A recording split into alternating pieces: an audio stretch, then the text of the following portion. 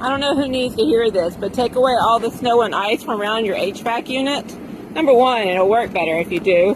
But number two, I'm going to show you what happened to my other one. This is my upstairs heater. I think it's completely frozen up. I'm going to go upstairs and turn it off.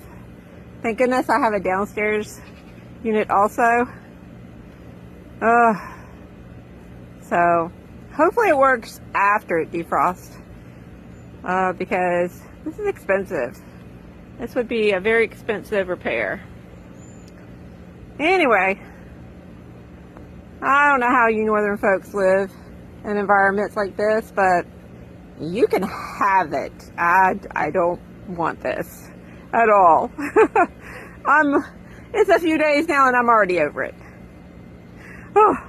Okay, I poured hot water on it and I knocked off all the ice. I'm going to knock off some more because there's still some in the cracks. And we'll see where we go from there. Hopefully it works. Okay. Y'all have a great day. Bye.